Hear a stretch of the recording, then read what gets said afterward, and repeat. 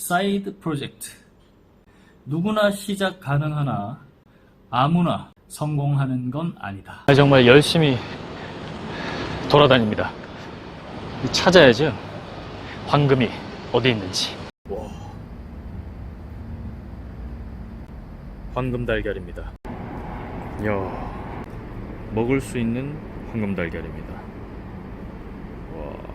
와, 이게 못 먹는 달걀이 황금 달걀이 더 좋은 건가?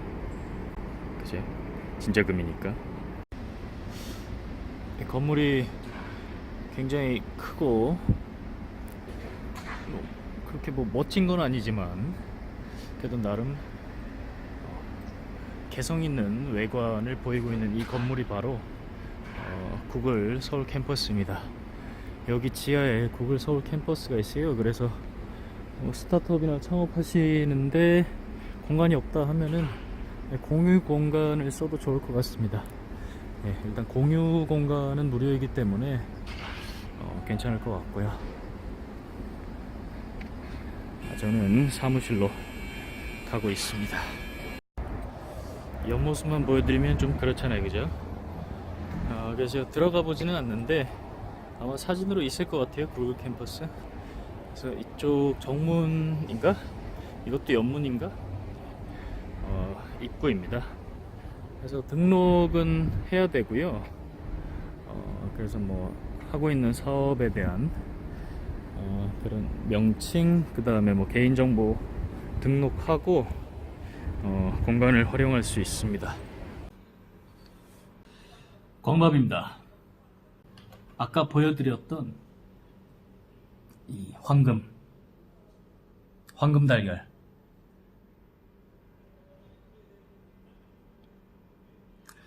정말 신기하지 않나요? 그죠? 어떻게 이런 걸 만들 생각을 했을까? 이거 실제로 먹을 수 있는 거거든요. 삶은 달걀인데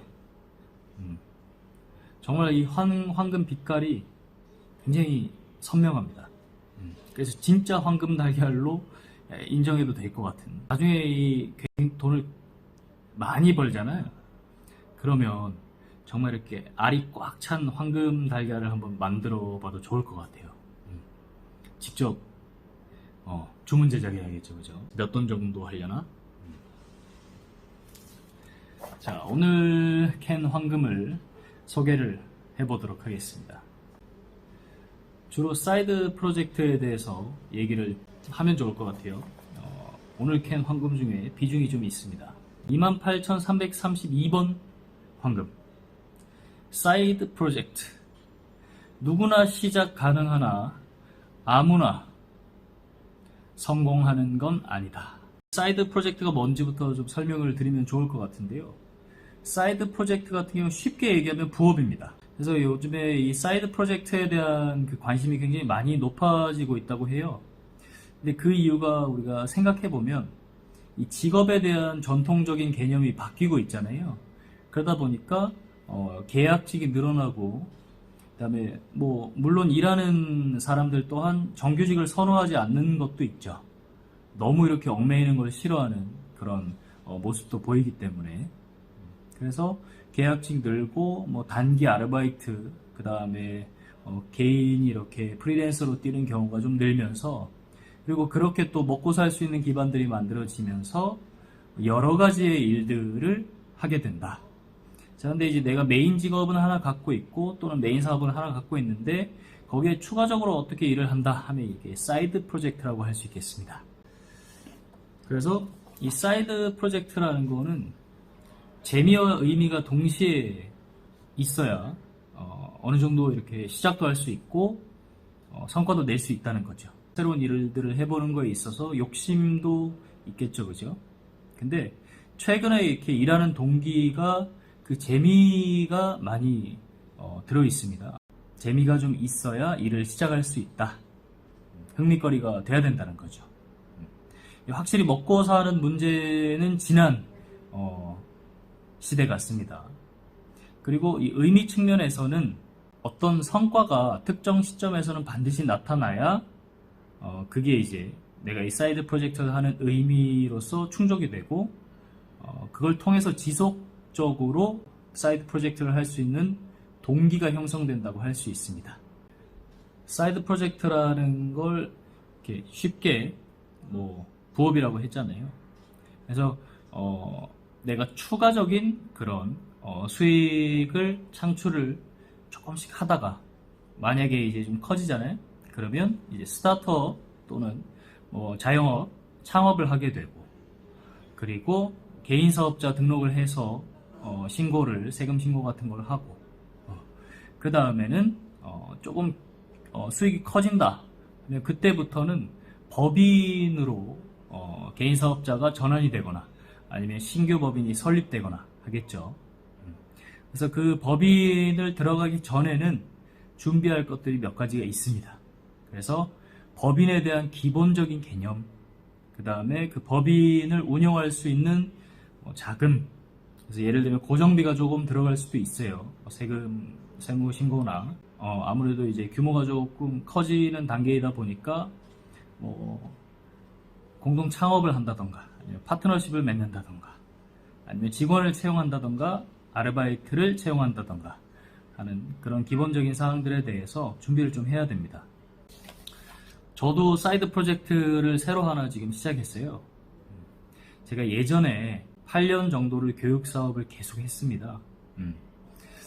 그러다가 이렇게 스타트업 투자 시장 쪽으로 왔는데 아무래도 예전에 하던 게 남아있다 보니까 저희 그 가족이 함께하는 사이드 프로젝트를 만들었어요. 그래서 저희 첫째가 어느 정도 나이도 좀 이렇게 먹고 하니까 뭔가 같이 가족이 함께 할 수 있는 게 있지 않을까 생각을 하다가 사이드 프로젝트를 하나 만들었습니다. 머니박스라는 그런 사이드 프로젝트인데요. 아무래도 제가 투자나 경제 쪽 관련 활동을 하다 보니까 아이들 그 다음에 저희 와이프도 같이 해가지고 그런 컨텐츠를 제작해보고 그 다음에 이렇게 뭐 유료화 시켜보고 추가적인 수익원을 창출해보자, 그렇게 얘기가 좀 됐습니다. 물론 저의 생각이기 때문에 아이들이 그렇게 아직까지는 협조적이진 않지만 그래도 재밌게 접근을 하고 있습니다. 그래서 관련해서 뭐 진행되고 있는 사항들이 있으면 머니박스 사업 진행되는 것도 저희가 이제 얘기를 좀 드릴게요. 자, 황금 28,350번. 자기가 스스로 발굴하고 분석할 때 투자 성과가 따른다. 왜 그러냐? 투자는 단순히 외부의 정보만 가지고 하는 게 아니기 때문이다. 그래서 우리가 좋은 정보가 있으면 내가 투자 수익을 올릴 수 있겠다고 생각되지만 사실 미래에 가본 적은 없잖아요. 그죠? 그래서 100% 확신할 수 있는 건 없습니다. 그렇기 때문에 그 외부 정보에 따른 어떤 외부 정보가 왔는데 그 외부 정보와 예측이 조금이라도 달라지거나 아니면 어떤 리스크가 이제 다가온다 하면 그때부터 불안해지기 시작하는 거죠. 왜?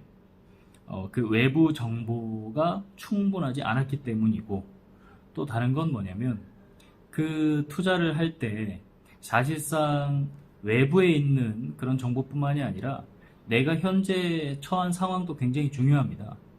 그래서 내부 정보와 외부 정보가 이렇게 적절히 균형을 좀 이루면서 그리고 내가 이제 스스로 발굴한 그런 투자처일 때 어떤 안정적인 마음을 가지고 투자를 할 수 있다는 거죠.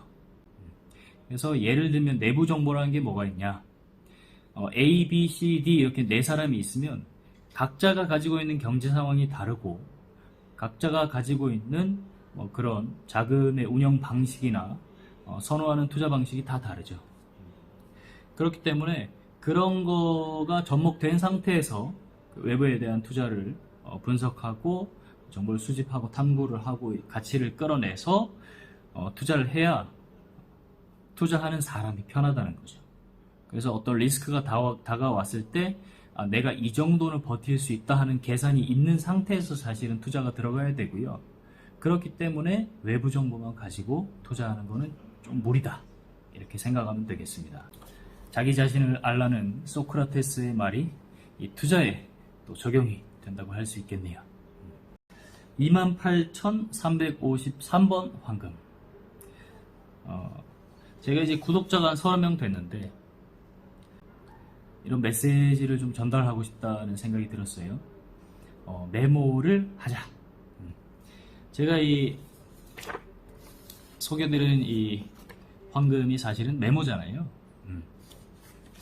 매일 메모를 하면서 느끼는 게 굉장히 이런 값어치 있는 것들을 제가 이렇게 기록하고 누적하고, 지금 이제 어느 정도 누적이 됐기 때문에 또 나눌 수 있고 하는 게 소중하다는 생각을 하고요. 저의 행복인 거죠. 그래서 이것도 어떻게 보면 사실 소확행이잖아요. 그죠? 뭐 돈도 안 드는데 뭐 취미가 될 수도 있는 거고. 그래서 저는 이거가 그렇게 크게 일이라고 생각하지는 않거든요. 그래서 이거를 좀 많은 사람들이 이런 방식으로 해보면 재밌지 않을까 그런 생각 좀 했습니다. 이 방송 보시는 분들께서 아직까지 댓글은 없지만 앞으로 이렇게 댓글을 좀 달아주시면 감사하겠고요. 그 댓글이 제가 느낄 때는 또 황금이 되지 않을까 그렇게 생각합니다. 그래서 댓글을 그냥 댓글로 부르지 말고 황금 댓글로 이제 명명하고 우리 같이 황금을 나누는 사이가 되면 좋겠습니다. 황금 댓글을 달아주신 분에게는 제가 이 황금 달걀을 보내드리겠습니다. 이 댓글 달아주는 분이 있어야 할 텐데, 자, 28,352번 황금. 제가 책을 한 권 읽고 있습니다. 독서 모임에서 읽고 있는 책인데, 제목이 지금 이 순간을 살아라. 작가는 에크하르트 툴레. 그래서 여기서 굉장히 멋진 문장이 있어서 제가 가지고 왔어요. 과거의 눈을 통해 현재를 보고 판단하면서 완전히 왜곡된 시각을 갖게 되는 것입니다. 우리는 현재의 지금에 충실한, 지금에 포커스된 그런 시야가 아니라 과거에 가지고 있던 그런 기준들을 가지고 와서 현재 접목시킨다는 거죠. 그렇게 됐을 때 문제점이 뭐냐? 고정관념에 빠지기 쉽다. 그리고 쓸데없는 두려움에 휩싸인다. 그게 뭐 앞으로에 대한 걱정일 수도 있고요. 왜냐하면 과거의 그런 경험들 때문에. 그래서 우리가 트라우마라고 얘기하는 것도 있죠, 그죠? 그런 것도 일정 부분 있을 수 있고, 그 다음에 정말로 그런 어떤 인식에 대한 고정관념일 수도 있고, 아무렇지도 않게 받아들일 수 있는 것도 있는데, 괜히 이렇게 부정적인 시각을 미리 갖고 보게 된다는 거. 그래서 이 문장이 굉장히 좋아서 황금으로 기록을 했습니다. 끊임없이 이어지는 내면의 중얼거림에서 벗어나 고요하고 평화롭게 실제적인 목적을 위해서 마음을 사용할 수 있을 것입니다. 이 책에서 계속 얘기하는 게 현재에 집중하고 현재 지금을 살고, 그래서 생각을 비워내고 이런 것들이에요. 우리가 마음이나 생각 같은 것도 굉장히 중독된다라고 표현을 하고 있고요. 그렇기 때문에 그런 것들에서 벗어나야 되고, 진정으로 벗어날 수 있을 때 평화로운 상태에 도달할 수 있게 된다는 거죠. 야, 이것도 재밌습니다. 28,367번 황금. 나의 고객은 누구인가? 데스밸리를 지나며 어떤 성공하고자 하는 욕구가 있는 사람이 저의 고객이라는 거죠. 그래서 사실 저의 구독자도 뭐 이런 타깃이 맞으면 좋겠죠, 그죠? 그래서 데스밸리를 지나고 있는 사람이면 저희 이제 고객이 되는 거다. 구독자가 되는 겁니다. 왜 데스밸리냐? 사실 도전하지 않은 사람은 데스밸리를 경험할 수가 없죠. 그래서 데스밸리라는 거는 그 도전의 크기에 비례해서 굉장히 길어지고 깊어지고, 다만 특정한 시점이 되면 반드시 그것을 지날 수 있다. 그래서 우리가 얘기하는 데스밸리라는 게 모든 영역에 다 있습니다. 영어를 공부할 때도 데스밸리가 오고, 투자를 할 때도 데스밸리가 오고, 자전거를 배울 때도 데스밸리가 오고, 그 특정한 임계점을 넘길 때 어떤 성취가 이루어지는 거고, 뭔가 익숙한 상태에서 진행할 수 있게 되는 거죠. 데스밸리를 겪고 있는 많은 분들 함께 황금을 캐고 이겨내기를 바랍니다. 28,372번 황금. 구독자 30명. 감사합니다. 이 구독자도 사실 체크가 되나요? 제가 아직까지 유튜브가 익숙하지 않아서 감사의 메시지를 좀 드려야 되는데, 이렇게 대신 영상으로 감사의 메시지를 드리고, 또 뭐 이렇게 소통할 기회가 있으면 꼬박꼬박 소통 열심히 하고 하겠습니다.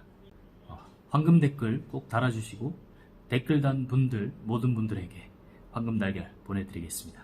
감사합니다.